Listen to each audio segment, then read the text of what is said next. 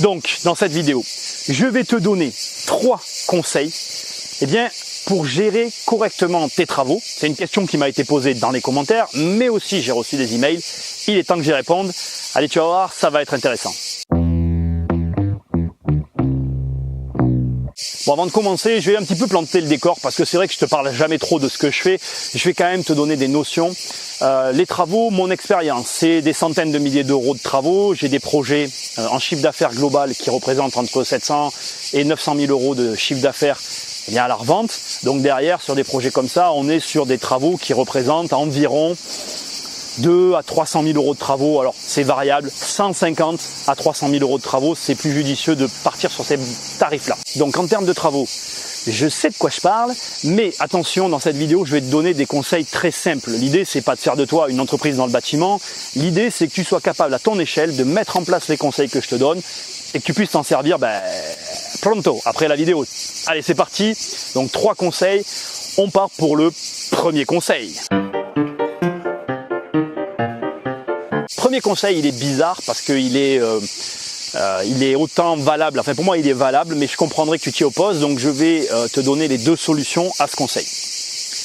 N'écoute jamais les recommandations. Si on te recommande quelqu'un, si quelqu'un arrive et te dit voilà, tiens, je connais un tel, il fait les travaux, vas-y, prends-le.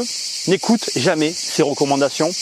Ne prends jamais les gens qu'on te recommande. Cherche des gars par toi-même. C'est le meilleur conseil que je puisse te donner parce que dans le cadre d'une reco, il y a toujours une tierce personne qui va être immiscée au milieu ou pas, ou il va y avoir toujours un rapport avec ton prestataire de service, celui qui va faire les travaux, un rapport qui va être biaisé et qui va compliquer ta manière de gérer le chantier.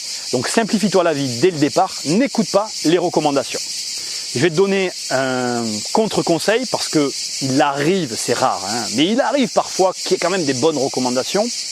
Si jamais tu décides de travailler ou tu décides de faire affaire ou en tout cas rencontrer la personne qui t'est recommandée, sois avec elle comme si tu n'avais pas été recommandé ou sois très dur avec elle, voire même plus dur, pour que si jamais ça se passe, au moins tu n'aies pas de regrets et tu puisses y aller carré avec lui direct. Franchement, si tu écoutes déjà que cette recommandation-là, enfin que ce conseil-là, déjà, d'ailleurs j'ai dit que tu écoutes cette recommandation, c'est pas bien. Si tu écoutes que ce conseil, ça devrait bien aller pour toi. On est parti pour le deuxième conseil. Alors le deuxième conseil, il est, j'ai envie de te dire, évident. Je vais te donner un conseil que tu as entendu 1000 fois, mais je crois qu'on le répétera jamais assez parce que je m'amuse toujours dans tous les projets que je peux accompagner ou que je peux voir, comment et à quel point les gens ne le respectent pas. Alors ce conseil, il est hyper simple. C'est minimum 3 devis. Oh, Nicolas, tu m'apprends rien, bordel. Oui, je sais, je t'apprends rien. Mais je mets là maintenant de l'argent sur la table qu'à ta 4e opération, tu ne feras plus 3 devis. Je mets de l'argent sur la table que très rapidement, quand tu vas avoir ton équipe, tu ne vas plus la mettre en concurrence. Non, le conseil c'est ça. C'est 3 devis à chaque fois. 3 devis tout le temps. Quoi qu'il arrive, 3 devis. Minimum. Alors moi je te dis minimum parce que j'en fais plutôt 5. Aujourd'hui je fais plutôt 5 devis à chaque fois. Mais minimum 3 devis. C'est vraiment le meilleur conseil que tu aies jamais entendu, mais à chaque fois.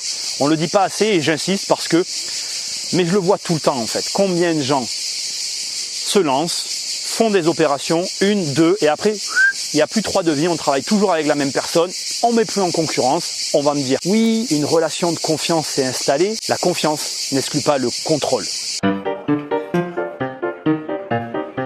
3e conseil. Alors celui-là, c'est un conseil vraiment dont je peux te parler parce que c'est quelque chose que j'éprouve en permanence. Et vraiment, je ne vais pas pouvoir te donner de chiffres parce que je ne vais pas te donner mon chiffre parce qu'il va influencer le tien. Donc je te préviens avant, tu vois. Mais quand tu fais des travaux et que tu prévois des délais de travaux, multiplie toujours ce délai par un coefficient. Alors moi j'ai mon coef que je connais maintenant et que je multiplie à chaque fois. Mais toi, il faut que tu découvres le tien. Alors comment on découvre le sien? Il n'y a pas 36 manières, tu fais des travaux et tu regardes le temps que ça te prend. Donc pour le découvrir, avant de faire les travaux, tu vas te donner un délai pour les faire et tu vas regarder combien de temps tu es en retard sur ce délai. Et ce delta, tu te démerdes pour en faire un coefficient par rapport au délai de départ et tu remultiplies à chaque fois ce délai par le délai que tu prévois sur chacun de tes travaux. Et pense, petite astuce en plus, allez, c'est un petit bonus, tu pondères. C'est-à-dire que si ton coef, je te dis une connerie, il est de 2, par exemple tu prévois 1 mois et tu mets 2 mois, tu multiplies par 2 mois et demi. Si jamais ton coef il est de 5, tu multiplies par 5 mois et demi. Tu pondères toujours le coef que tu vas découvrir. Parce que, c'est très simple, on est toujours en retard. Moi par exemple, quand je suis en retard, c'est 150 € par jour de pénalité de retard. Alors tu n'auras pas cette pression si tu es ton propre maître d'ouvrage et maître d'œuvre, mais je t'assure que franchement, être en retard et avoir une pression financière derrière, c'est la meumeux, c'est la mémé, c'est la merde. Bon voilà, 3 conseils à mettre en place tout de suite, tu peux repasser la vidéo si tu veux.